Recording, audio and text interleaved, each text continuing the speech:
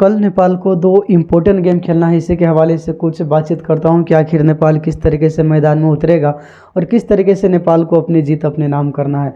सबसे पहले नेपाल महिला टीम के हवाले से बताऊं तो नेपाल यूएई के खिलाफ टॉप 3 का मैच है वो शुरू कर देगा और यहां पे नेपाल को जीतना एकदम ज़रूरी है, क्योंकि अगर आपको T20 वर्ल्ड कप में पहुंचना है तो यहाँ से आपको काफ़ी ज़्यादा चीज़ है जो बेहतर करना पड़ेगा और यूएई को आपको हराना पड़ेगा।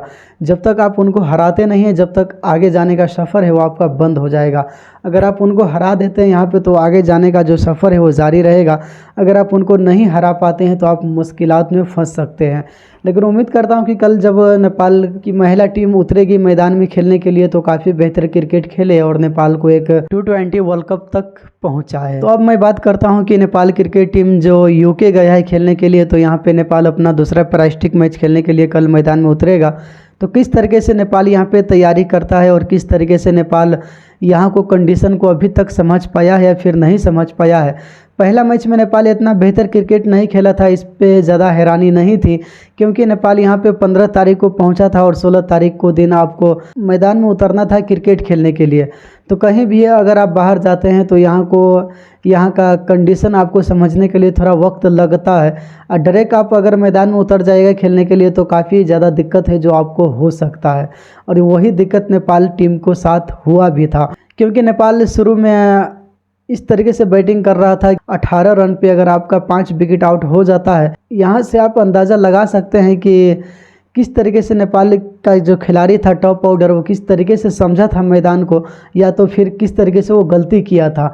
आप यहाँ पे एक ही बात कह सकते थे कि नेपाल यहाँ का कंडीशन बेहतर तरीके से नहीं जान पाया था। लेकिन अब नेपाल को यहाँ पे पहुँचे हुए लगभग 3-4 दिन हो गया है, तो अब उम्मीद करता हूँ कि नेपाल यहाँ का कंडीशन और किस तरीके से बॉल शुरू में हरकत करती है और लास्ट में आने के बाद बॉल का हाल क्या हो जाता है, आप जितना भी चीज़ होगा सब आप जान गए होंगे। सबसे बड़ा जो प्रॉब्लम नेपाल क्रिकेट टीम के साथ रहता है कि आपका जो टॉप ऑर्डर है वो कभी काल बेहतर खेल के मात्रे देता है, वरना आप अक्सर देखिएगा कि नेपाल का हालात ऐसा हो जाता है कि लास्ट में आकर कभी सोमपाल मैच को बचा लेता है, कभी गुलशन झा बचा लेता है, कभी करण केसी को आकर मैच को बचाना पड़ता है।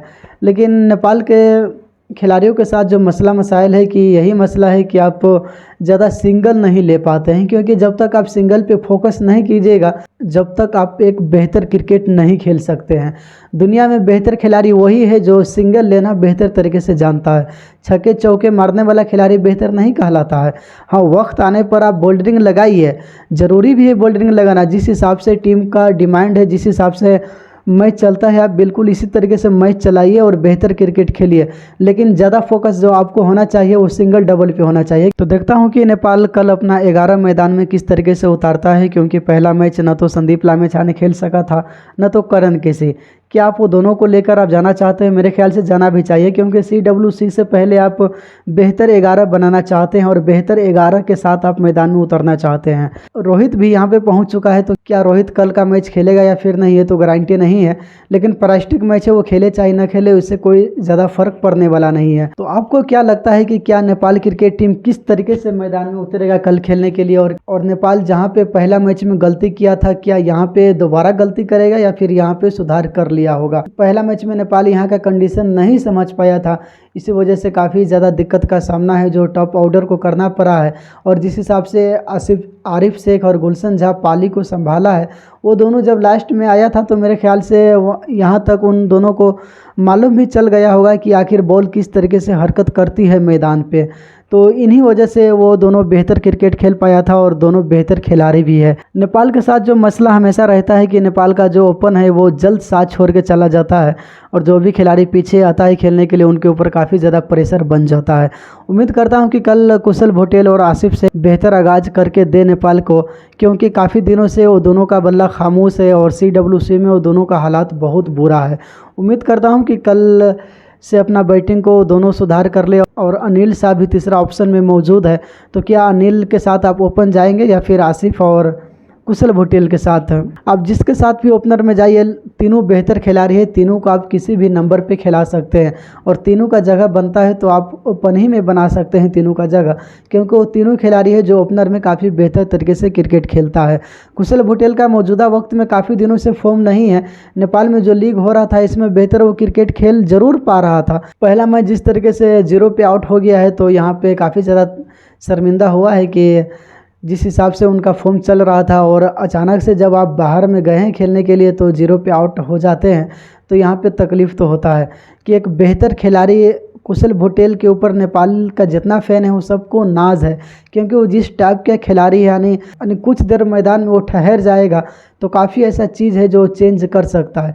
इन्हीं वजह से नेपाल का काफ़ी ऐसा चाहने वाला है जो कुशल भुटेल को काफ़ी ज़्यादा पसंद करता है और उनको वो फेवरेट बैटर भी मानता है। कुशल भुटेल का जो पहला काम है वो बैटिंग करना है, बॉलिंग करना उसका दूसरा काम है। बॉलिंग में आप विकेट ले चाहे न ले उससे कोई मतलब नहीं है, लेकिन आपके बल्ले से रन आना चाहिए।